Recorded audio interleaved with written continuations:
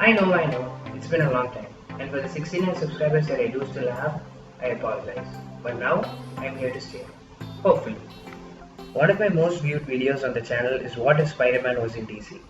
But what if I told you this wasn't the only such instance? In 1998, Batman and Spider-Man were reunited once again in Batman and Spider-Man New Age Dawn. This comic features Ra's al Ghul, a terrorist and one of the most fiercest adversaries of Batman, and also the father of Talia al Ghul, the mother of Batman's son.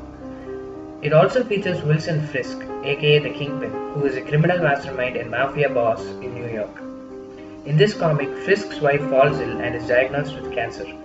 In Gotham, Batman is looking for Talia, and when he finds her, she leaves him in the dust with Batman pledging to find her. Meanwhile, in New York, Spider-Man stops a meeting for an illegal shipment organized by Kingpin.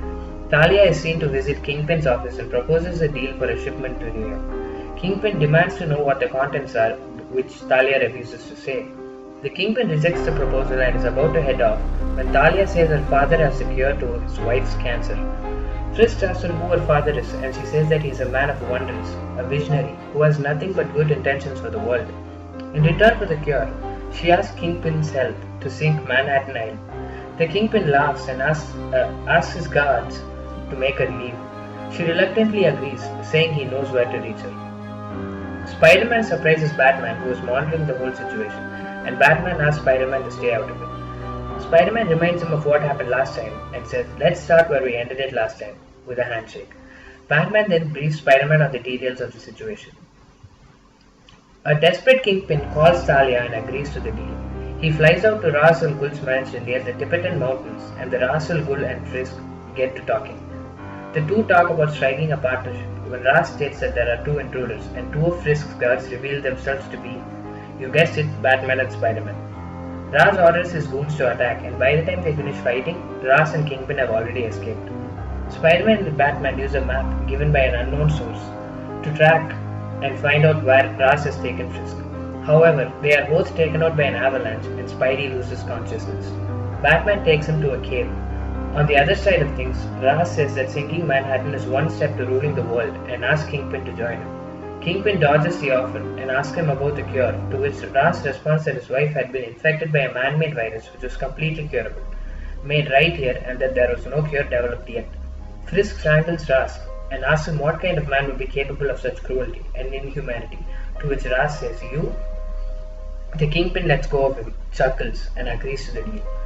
Ra's asks him to punch in the code to destroy New York City, and assures him that as soon as he does so, the antidote will be provided. He enters the code and is about to punch it when a web quickly pulls his hand. Spider-Man swings into the room, much to the shock of Ra's, who wonders who could have betrayed him. He orders the guards to search for Batman, and while Spider-Man is distracted, asks Kingpin to punch in the code. He does so, and one of the satellites used by Ra's explodes. His computer had been reprogrammed, and Spider-Man points behind him to reveal Batman and Mrs. Fisk. Ra's blames Talia for compromising his location and betraying him when she says she had nothing to do with it. When Ra's exclaims about who else it could be, the Kingpin answers, "Me." He says that he had been doing his research on Ra's for a while now, and bringing Spider-Man and Batman along with him on the plane was intentional. An impressed Ra's offers to let them go without any harm done. When Kingpin asks for the antidote, he says there isn't one. Batman says it was an impossible task to try and take Ra's from his own domain, and says, "Let's live to fight another day." Back in New York, Kingpin eludes the law by offering to give them information on Ra's. However, Ra's and Talia are both nowhere to be seen at the location. Soon after, Batman receives a letter from Talia asking him to give it to Fisk. Batman gives it to Spider-Man, who gives it to Fisk, and attached to the letter was the antidote to his wife's sickness. Now that you've got a glimpse of Spider-Man and Batman, let's get back to the title of the video. What if Spider-Man was in DC? Spider-Man is the third most successful superhero comic, trailing only Superman and Batman. If Marvel's most successful comic wasn't theirs and was in DC, imagine the difference there would have been between DC and Marvel. DC would have been undoubtedly the better comic, and Marvel would not be as we know it today. Anyways guys, that is going to be it for the video. Drop a like if you want to see part 3 of What If Spider-Man was in DC, because this is not the only crossover, and share it with a friend, and I'll try my best to keep uploading. I'll catch you guys next time.